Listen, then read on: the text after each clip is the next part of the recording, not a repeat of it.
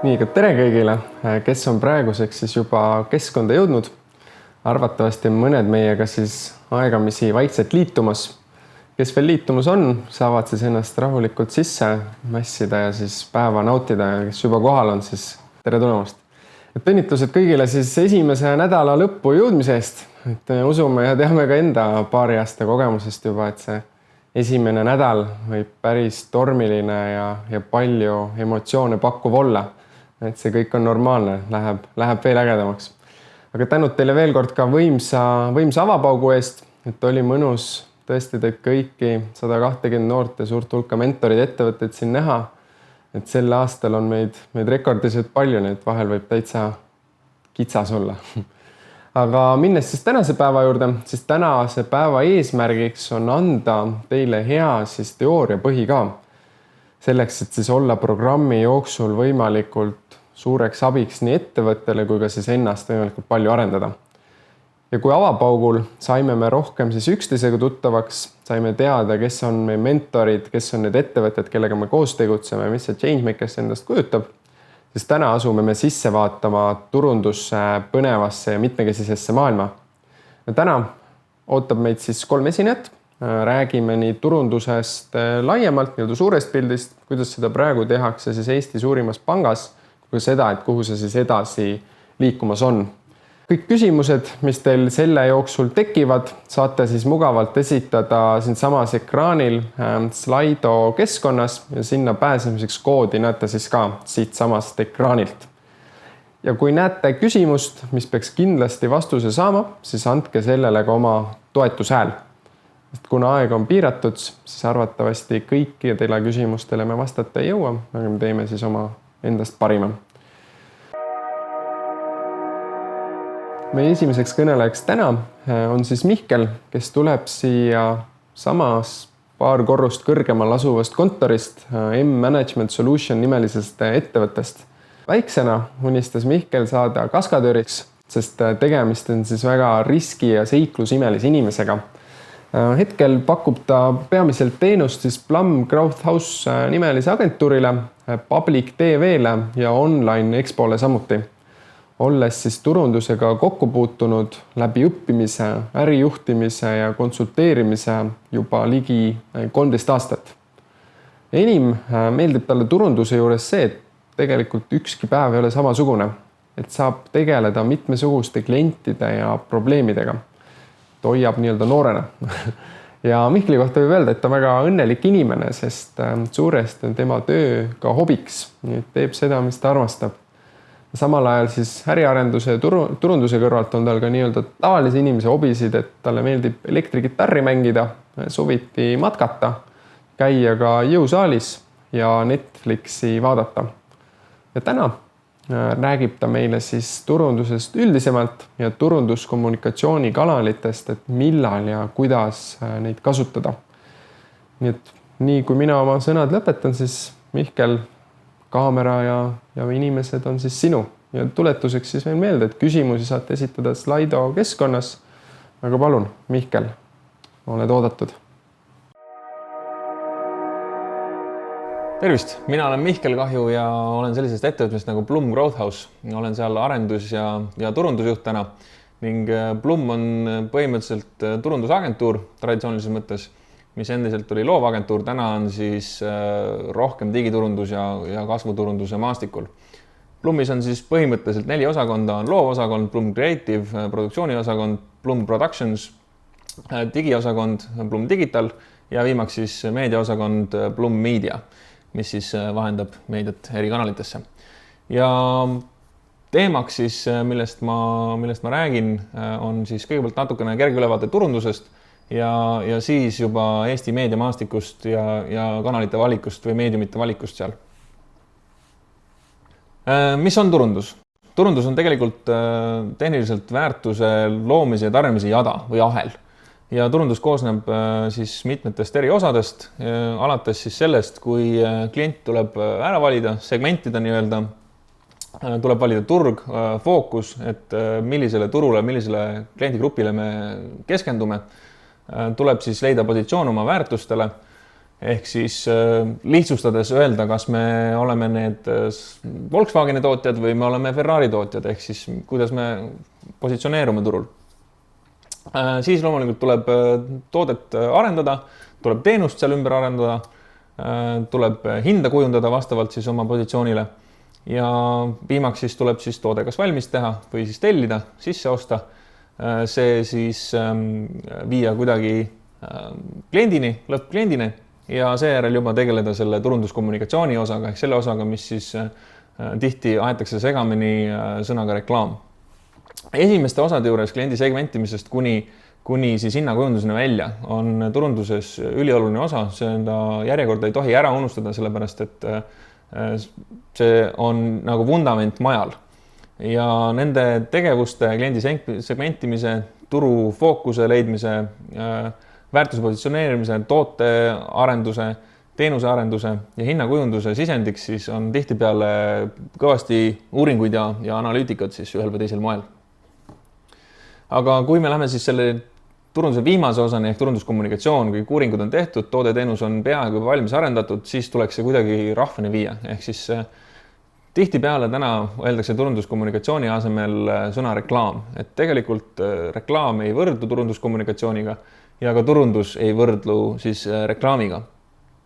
Turunduskommunikatsioon on siis väärtuse kommunikeerimine ja seal siis on ka otsene müügitöö ehk siis isiklik müük, isiklik suhtlemine, müügitoetus ehk siis nii-öelda müügikampaaniad, kas siis soodushinnaga, erihinnaga, mingitel eripuhkudel ja viimaks siis nii-öelda reklaam ehk siis üldisem toote tutvustamine, inimeste veenmine, nende arvamuse muutmine ja väärtuse kommunikeerimise ehk siis turunduskommunikatsiooni alla käivad ka teised tööriistad nagu PR ehk siis avalike suhete juhtimine, otseturundus, sündmusturundus, sündmustel ka käimine, mis on rohkem juba osalusturundus ja ka sponsorlus näiteks. Läheme edasi siinkohal Eesti nii-öelda meediamaastiku juurde ehk siis mis meediumeid Eestis on võimalik kasutada. Põhiliselt võime jagada 5, ühe nendes omakorda 8, ehk siis meil on 6 põhigruppi. On TV, print, raadio, internet, out of home ja digital out of home ehk siis 6. Neid siis saab vaadata, tõmmata sinna joone vahele, nagu siis slaidil on näha ja saab nimetada neid above the line kanaliteks ehk siis tihti siis need above the line kanalid on sihtimata, nad on massiturundus kommunikatsiooni tegevused ja nad on väga laia katvusega tänu sellele, et kuna täpselt segmenti ei valita. Eestis siis selleks on traditsiooniliselt raadio ja tele, kuid natukene hakkab sinna alla ka minema internet. Below the line on siis rohkem spetsiifilisemad mäletamisväärsed sõnumid, spetsiifilisemalt sihitud sõnumid, turunduskommunikatsiooni tegevused, mis on siis fokusseeritud kindlale grupile ja kindlate klientide suunas. Ja kolmas on siis nende 2 eelmise mix, mis on through the line ehk siis sisaldab mõlemaid tegevusi, above the line ja below the line tegevusi. Eesti turu puhul pead sa kasutama rohkem kui ühte meediumit kindlasti, sellepärast et minimaalselt on vaja saada sul 3 kordust inimese kohta. Ja kui sa kasutad ainult ühte kanalit, on seda 3 kordust väga raske saada. Ehk siis see 10% antud slaidil näitabki seda, et sa saad oma segmendist väga-väga väikse osa kätte, kui sa kasutad ainult ühte kanalit. Aga lähme esimese meediumi juurde, esimese meediatüübi juurde, mis on siis print. Siin slaidil on küll nimekiri ajalehtedest ja nende siis levist, katvusest ja all on siis näha 1382 number, mis tähendab siis 1 382 000. Et tegelikult see number ei ole mitte individuaalseid isikuid, vaid kontakte ehk siis reklaami näinud silmapaare. Ja selle hulga kontakte saad sa kätte ehk siis peaaegu kogu Eesti nii-öelda inimeste järgi arvu kontakte, mis tegelikult siis inimesteks ümber arvates on alla poole Eesti, kui sa kasutad kõiki viimselt kui ühte ajalehte. Sellepärast, et tavaliselt siis ühte lehte loeb umbes 2,5 inimest pluss miinus. Ja seega kogu see ring ajalehti tuleb sul ära osta oma ühe reklaami alla 9 ajaperioodiks, et saada kätte siis nii-öelda pool Eestist, kui me vaatame, et see on sinu kogu segment või siis oma sihtgrupist teadmata väike hulk seal. Teine prindi pool on siis ajakirjad. Ajakirjadest tuleb umbes 1,2 miljonit kontakti kokku täna. Ja neid siis loeb umbes 2 inimest per väljaanne. Ehk siis jällegi sama lugu, umbes poole Eestist saad kätte sellisel juhul, kui sa ostad ära reklaami kõikidesse ajalehte või siis ostad ühe lehekülje näiteks reklaami kõikidesse ajakirjadesse. Järgmisena liigume TV juurde. TV-kanaleid Eestis täna on natukene üle 20, kuhu saab reklaami osta. Siin tabelis on mõni hetkel puudu, aga üldise pildi annab ta kätte sellegi poolest. Umbes 4,6-4,7 miljonit kontakti on telekast saadaval ja tegelikult on sul kätte saadav seal 2/3 Eestist umbes. Ehk siis, kui sa kõikidesse kanalitesse, igasse viimasesse paned teatud sagedusega oma reklaami, siis saad kätte 2/3 Eesti rahvast, kui siis oletame, et praegusel juhul see on see vajalik segment, keda me taga ajame või vajalik publik. Ja telekanalitega siis on selline lugu, et seda vaatavad, ühte kanalit vaatab, üks inimene vaatab kõige rohkem kanaleid. Kuna toimub, nagu me teame, kanalite tapmine, kanalite vahetamine, siis üks inimene vaatab umbes 4,6 kanalit. Ehk siis vahetab põhikanalilt kõrvalkanali peale ja siis jälle tagasi. Et nii tuleb see kokku. Siis see suur kontakti arv 4,6 miljonit, sest ühe reklaamiga, kui sa oled mitmes kanalis, võid saada sama inimese mitu korda kätte. Raadio puhul siis umbes 3 kanalit kuulab keskmine inimene, midagi töö juures, midagi autos, võib-olla midagi kodus, kuskil mööda milles. Ja seal on kontakti arv 1,8 miljonit maksimum. Ning jällegi umbes poole Eestis saad sel juhul kätte, kui kogu selle ringi ära ostad, kogu selle ratta, mis siin pildi peal näha on. Nüüd viimane osa siis on Out of Home ja Digital Out of Home lühenditega siis OOH ja DOH, mis on siis tegelikult välimeedia ja digitaalne välimeedia. Erinevaid pindasid ja asukohtasid, kuhu saad kodust väljas olevat meediat inimeste jaoks üles panna, näitamisel panna on üle 8000 eri pinna. Seal on erinevad sillad, majaseinad, pingreklaamid, mis tõmmatakse trosside vahele, seal on vitriinid, sambad, prügikastid, tahvlid, digiekraanid loomulikult, analoogekraani enam kuskil ei ole muidugi.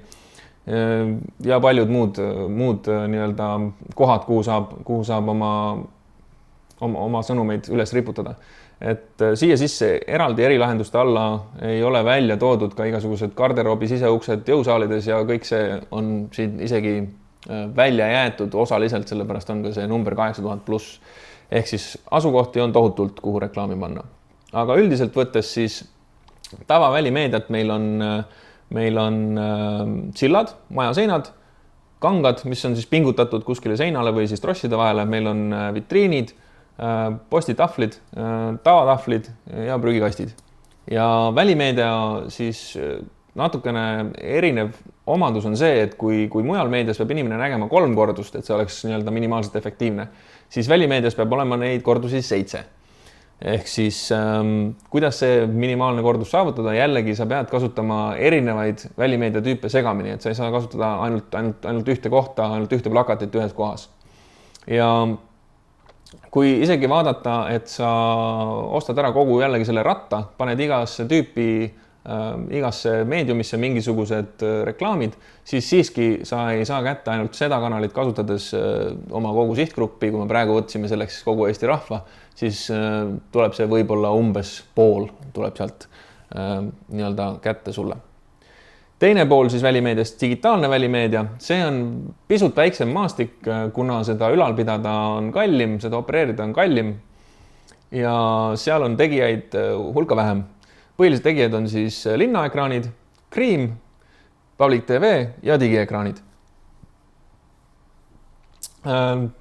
Ekraane või siis pindu on seal ka oluliselt vähem, kokku siis circa 700, kui ma õigesti vaatan, summad pole siin kokku löödud. Ja sealne erinevus siis on tingitud põhiliselt sellest, kas tegu on siis suurte ekraanidega või siis selliste arvutiekraani suuruste väiksemate ekraanidega. Ja teisena, kas ekraanid töötavad sünkroonis või nad töötavad igaüks täiesti eraldi. teatud eelised on sünkroonis töötavate ekraanide puhul olemas, kuna sa saad sama sõnumi samal ajal rohkemate inimestega korraga, suurima publikuni. See on sarnane TV-le.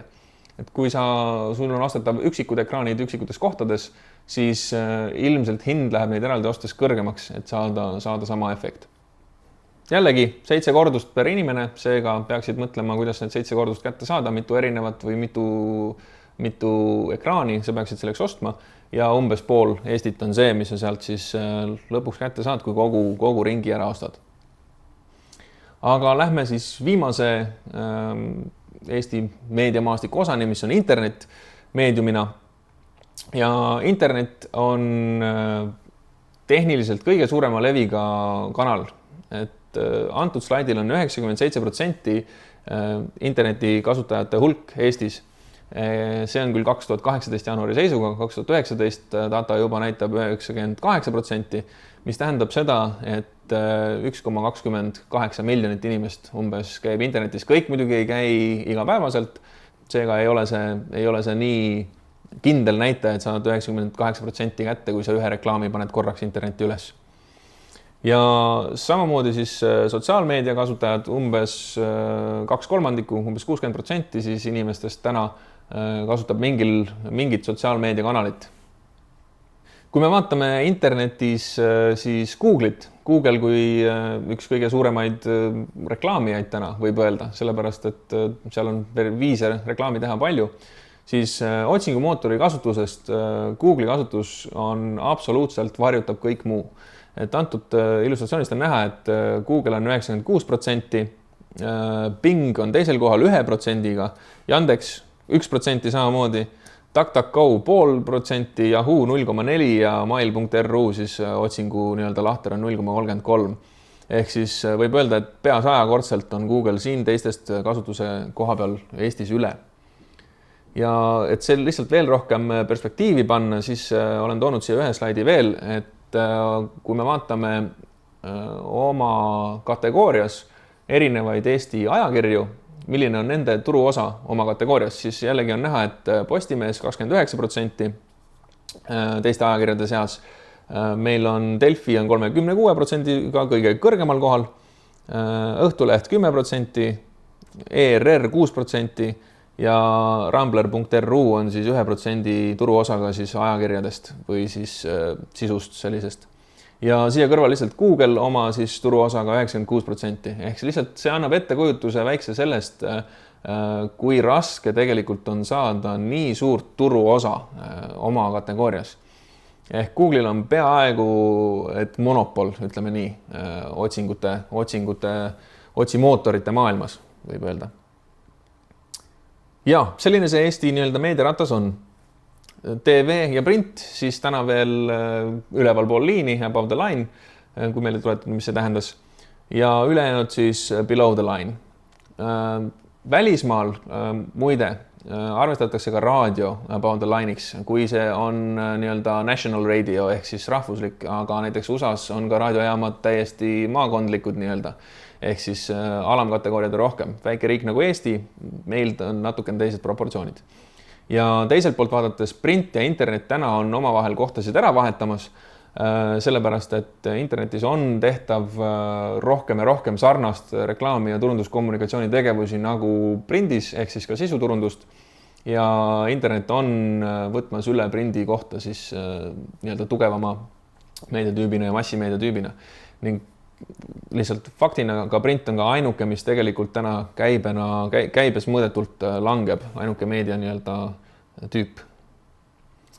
Aga valikut on palju.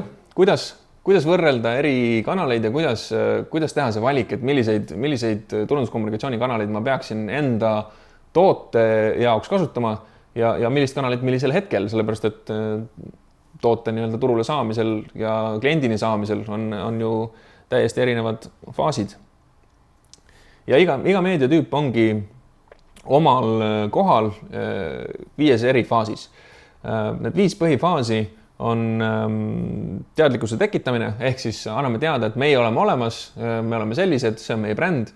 teine on hinnangu võimaldamine, ehk siis anname teada, et need siin on meie väärtused, ehk siis brändi sügavus ja need siin on meie tooted, ehk siis brändi laius. Kolmas, ostu sooritamine, seda peab samuti kuidagi tagant utsitama nii-öelda ja ostu sooritamise võimaldamise nii-öelda kanalid, kas see on siis online'ist või kuidas või peab kohale minema või saab siis kulleri kohale tuua, kuidas täpselt asi käib. Neljas on tarne, see ongi juba täpsemalt seesama, et kas tuleb kulleriga, lähed ise järgi, ostad koha pealt. See nii väga turunduse mõistes ei ole oluline, see on Eestis vanasti nimetati rohkem seda turustuseks ehk siis tarne logistika. Ja viies, mis on samuti siis kommunikatsiooni osa siiski ka suuresti, on järelteenindus. Sinna alla käivad ka garantiid, käib järelmüük, igasugune kliendi suhtlus ja nii-öelda toote või teenuse ümber toimuv tegevus. Kui me nüüd vaatame siis seda slaidi, et millisel otstarbel mis meediumit kasutada, siis need 5 on pandud siin nagu see laste joonistamise mäng, et ühendame joonega, siis on näha kohe see, et internet justkui saab nagu kõige rohkem punkte. Et teised enamasti on ainult esimese faasi toetamiseks ehk siis teadlikkuse saamine. Kiirelt ja soodsalt massiks tuntuks teeb siin TV. Enamasti saab TV-s just ennast tuntuks teha, tuttavaks teha. TV aitab ka imagole kaasa, sellepärast et TV-d loetakse prestiižseks kanaliks. Aga TV on ju kallis, et kuidas soodsalt saab siis tuntuks teha. Soodsalt sellepärast, et antud ajas, lühikese aja jooksul on TV ainuke kanal, mis teeb sind väga suurele hulgale tuntuks, et nende internet ja TV levi üldiselt on võrreldav, aga internetis sama tuntuse saamiseks pead sa tegema pikemalt reklaami, sest nagu ma ütlesin, või siis turundustegevusi, turunduskommunikatsioonitegevusi. Sest et nagu ma ütlesin, siis internetis ei käi mitte kõik see 98% eestlasi ei käi igapäevaselt, vaid osad käivad ka kord kuus, osad käivad kord päevas, kord nädalas. TV-ga muidugi on samasugused nüansid, aga siit siis taustainfo, et kuidas siis kiirelt ja soodsalt saab massis TV-ga tuntuks. Ja muidugi toetab TV plussina ka müüki. Teisena siis print. Print on samuti esimese faasi väga kasulik kanal, see teeb sind tuttavaks, kui sa piisavalt palju teda kasutad. Ja print on võrdlemisi hea ka imagole, sellepärast eriti suured tähtsad ajalehed, seal suur printreklaam välja võtta, mõjub hästi, oled tegija. Samamoodi aitab ta sihtida, sest teatud ajakirjad, ajalehed on teatud elustiili segmendile. Täna, kusjuures segmenteerimise koha peale korraks tagasi tulles, ei ole tähtis mitte sul see, kas on mees, naine, kui vana, kus ta elab, vaid pigem see, et mis on tema elustiil. Ehk siis seda nimetatakse inglise keeli täna mindset targetingiks. Ja sealt siis ka prindi puhul, eriti ajakirjade puhul on väga hästi see mindset sihitav. Miinus võib-olla on prindi puhul kõige suurem hind ja katvus, ehk siis tegelikult printi peab ostma mitu korda ühte ajalehte, mitte ainult 1 nädala, vaid võib-olla 10 nädalat. Ja samus siis paljudesse eri ajakirjadesse saada siis teiste kanalitega võrdne katvus. Ja müügireklaam muidugi mõjub prindi puhul sama hästi. Miks siin on siis sulgudesse pandud teine faas, ehk siis hinnangu võimaldamine, sellepärast, et prindis on võimalik teha sisuturundust, jagada nii-öelda reklaami kõrval ka artikkel oma tootest, teenusest ja siis seletada ära kogu sinu toote või teenuse olemus. Põhimõtteliselt raadio on esimese faasi kanal. Kõige paremini saad sa tekitada sellega teadlikkust. Hinnangut muidugi mõne sisu saate puhul saab tekitada, aga see on väga õhkõrn võimalus. Põhimõtteliselt raadio puhul suurimad plussid on sihtimine, ehk siis teatud raadiot kuulavad teatud inimesed, aga mitte nii-öelda kõige suurem pluss. Kõige suurem pluss on siis raadio puhul kohene müük, ehk siis kui raadios välja hõigata oma nii-öelda kohene müügitoetust teatis, ehk siis ainult sellise hinnaga, siis see mõjub kõige kiiremini, kõige paremini kohe inimesed poodi saada, selleks on raadio. Järgmisena siis internet, nagu juba ära mainisin, siin on siis kõige rohkem punkte, ehk siis esimesest kuni 5. faasini sulgudesse pannud ainult 4. faas, sellepärast et teatud kaupasid ei anna interneti kaudu ja teenuseid tarnida, ehk siis sa saad ostu küll sooritada näiteks e-poest, aga ikkagi kaupa kätte päris nii ei saa, see protsess toimub teistmoodi. Kuid kui sul on teenus Software as a Service, SaaS, nagu see lühend täna on, näiteks on Pipedrive või on iCloud või mis iganes selline teenus, mida sa saadki internetis kasutada, siis on nii-öelda ka tarne, ka 4. faas toimub internetis.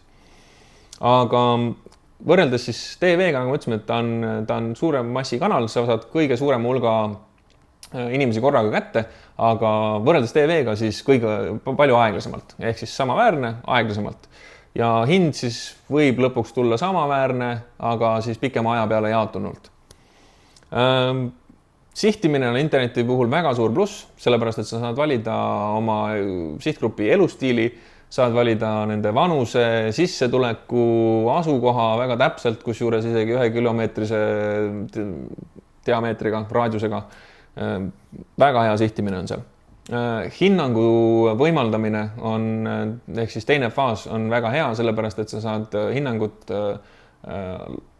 anda edasi või lasta inimestele hinnata sinu toodet mitut moodi, kirjaliku artiklina, mingite gifide ja miimidega, videona, igasuguseid võimalusi on, mänguna kas või.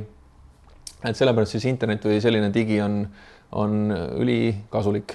Lisaks muidugi info jagamiseks on väga hea ja kohene müük ehk müügitoetus, tavalised bännerid, ka selleks toimib internet väga hästi.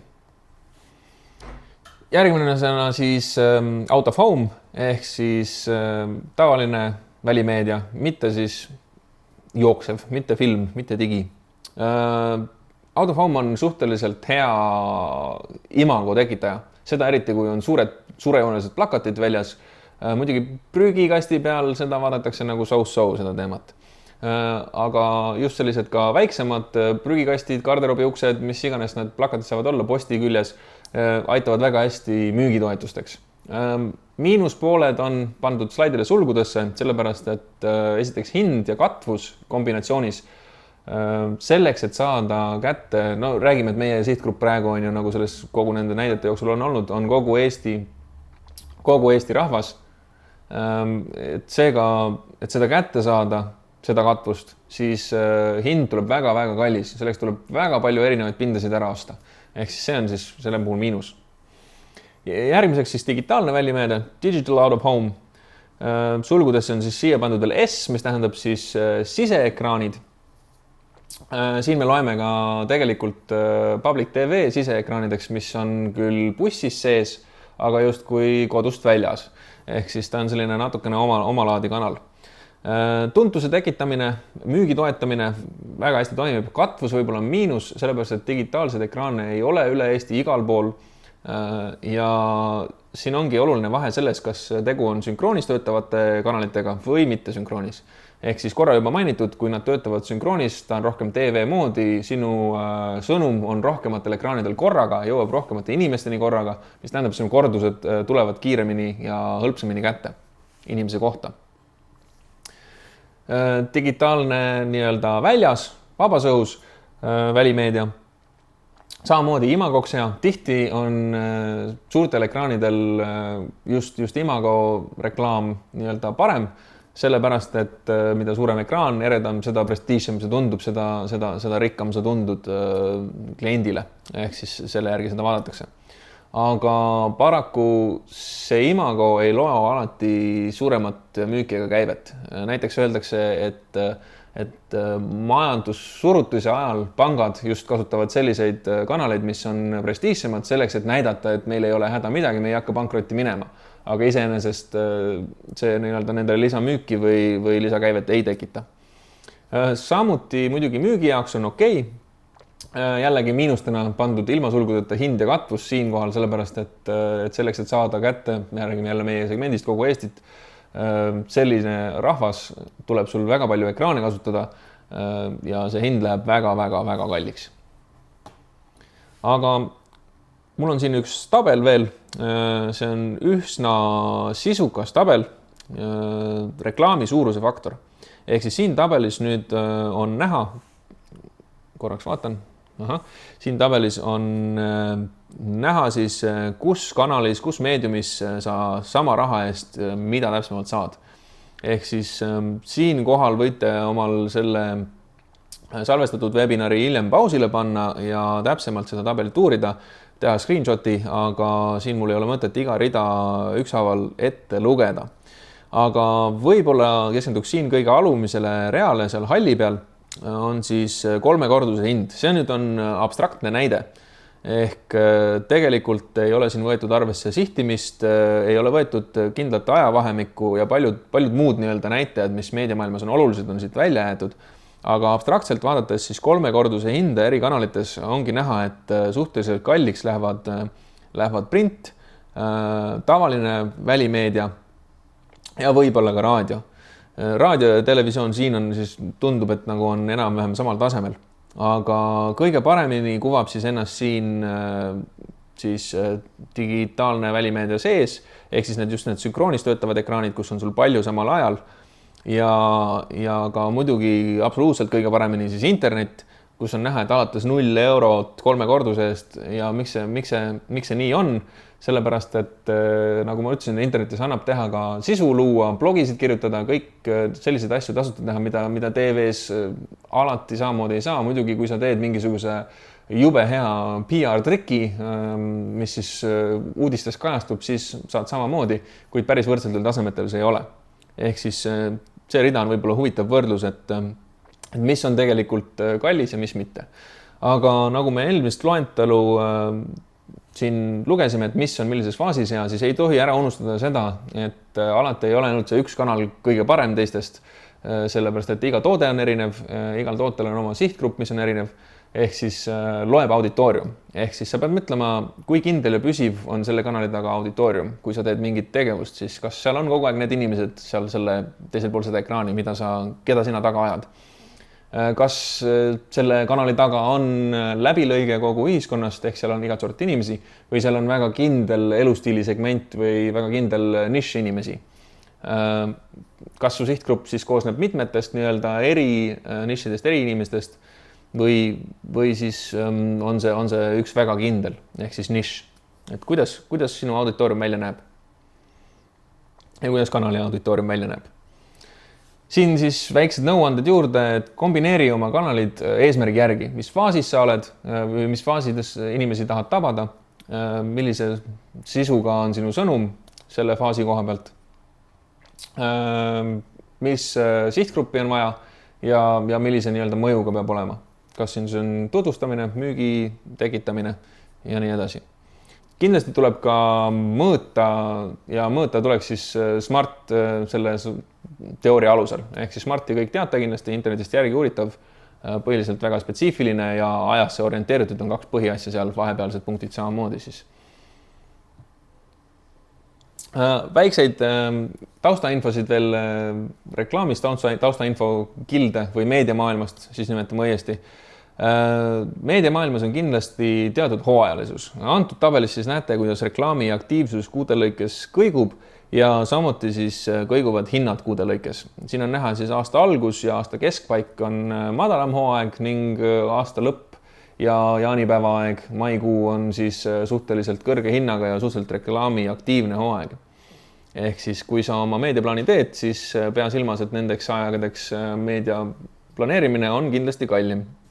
Teine taustainfo on siis unustamise faktor, ehk siis see lihtsalt highlightib, kui nii võib öelda, omnichannel meedia planeerimise olulisust, ehk siis IMC siin sulgudes on Integrating Marketing and Communication Plan, ehk siis integreeritud meedia ja turundusplaani olemasolu või turundus- ja kommunikatsiooniplaani olemasolu. Antud illustratsioon näitab siis eri värvides eri kampaaniaid, eri suurusega kampaaniaid. Roheline siin on siis näiteks kõva telekampaania, siin võib-olla need oranžikad on mingisugused välimeediakampaaniad ja siis sul on 4 sellist ajakirja võib-olla väljaannet või midagi sellist siin juures. Ja all siis lillana jookseb näiteks digiturunduses kas Google reklaam, otsingureklaam, display network seal või siis bännerid.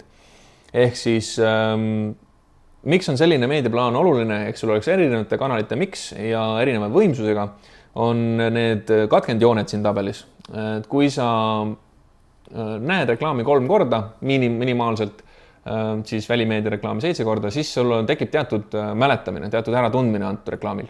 Aga need katkendlikud jooned on siis selle sõnumi unustamise jooned, ehk siis mingi aja tagant ununeb sul see sõnum ära. Ja selleks, et sinu kaup või tooda pidevalt müüks, oleks nii-öelda top of mind, mis on siis termin, et ta oleks inimestel pidevalt mälus. Kui ma mõtlen välismaal, Ameerikas mõtlen salvräti peale, siis täna seal isegi ei öelda enam salvrätik, vaid öeldakse Kleenex, ehk siis see on juba nii top of mind, et see on household brand. Ehk siis, et seda saavutada, on sul vaja hoida pidevalt mingisugune sõnum kuskil kanalis olemas ja teatud kanalites siis aeg-ajalt võimsamalt. Ehk siis integreeritud meediaplaan kommunikatsiooniplaaniga. Suurim viga, mida inimesed tavaliselt teevad, on igasuguste, eriti Eesti turul, on igasuguste viimase hetke ja sooduspakkumiste vastuvõtmine. Ehk siis helistatakse ja öeldakse, et meil on kõige parem pakkumine, võib-olla helistatakse mitu korda, lastakse seda hinda veel alla ja lõpuks siis saad paarisaja kuni seal 500 euroga midagi, aga teed seda siis suvalisel ajal, sellepärast see pakkumine on ajalimiidiga ja teed ühe korra. Ehk siis tegelikult sellel võib mingisugune mõju olla, aga kui sellised tegevused, ka väiksed sellised törtsud nii-öelda ei ole planeeritud, siis nendel olulist mõju ei ole. Tegelikult mis juhtus, jäid sa oma nii-öelda rahast lihtsalt ilma. Viimase punktina siis põhisõnum, mis on need kanalid, mida ei tohiks kindlasti välja jätta. Iga suurusega ettevõttel on kindlasti oma kanalid, lemmikkanalid. Aga kui vaadata keskmist, kas tootvat või siis müüvat Eesti ettevõtet, siis korraks vaadates keskmise Eesti elaniku meediapäeva tabelit, siis on siin näha punaste noolekestega, et sotsiaalmeedia interneti surfamine, uudisteportaalid, YouTube ja mängud on tegelikult kõik internetikanalid. Et need omakorda teevad siin kokkuliites peaaegu sama suure protsendi meediapäevast kui TV üksi. Ehk siis, ja TV täna kusjuures on ka tihti vaadatav internetist, ehk siis sinu mobiilist või iPadist või arvutist. Seega need on 2 põhiasja, mis täna inimesteni aitavad sõnumit viia. Siit siis ka nii-öelda see meie põhipoint, et 2 kanalit, mida ei tohiks kindlasti ära unustada, on TV ja internet. Aga teisena asjana ei tohiks ära unustada ka seda, et kasutada eri kanaleid kombinatsioonis. Sellega siis minu poolt info edasi antud. Tänan teid kuulamast ja ootame küsimusi. No nii, Mihkel on siis meile enda mõttend jaganud ja nüüd on siis aeg jällegist nii-öelda küsimusteks. Et kes siis veel pole enda küsimust esinemise ajal jõudnud kirja panna, siis selleks on jällegist imeline koht Slido näol olemas. Saate oma küsimused sinna trükkida. Ja nii kaua siis, kuni veel kirjutate ja kuni Mihkel vastamiseni jõuab siis läbi Facebooki, saab siis võib-olla jagada omalt poolt ka paar head punkti, mis mulle nagu eriti meeldisid, et üks oli tegelikult hästi lihtne, et turundus, see on alati nagu midagi enamat, kui see mingi postitus või reklaam siin ülesse. Et nii nagu maja ehitad, siis ennem kui sa katuseni jõuad, siis tuleb see vundament ka ikkagist paika panna ja hästi põnev just turunduse puhul ka seda näha, et sa peadki nii-öelda vundamendi laduma, seinad, kuni nii-öelda aknad välja ja alles siis võib-olla tuleb katus ja korsten otsa. Ja teine tegelikult hea mõte oligi just see, et iga inimene nii-öelda või sihtrühm tahab ju erinevat maja, et mõnele meeldib võib-olla kortermaja rohkem, aga teine on see, kelle jaoks on nii-öelda elamumaja olulisem. Et samamoodi, et erinevate sihtrühmade puhul kasutadki tegelikult erinevaid kanaleid. Et need olid minu poolt päris head pointid ja vaatame siis, kuidas Mihkel järjepanu nendele küsimustele vastab.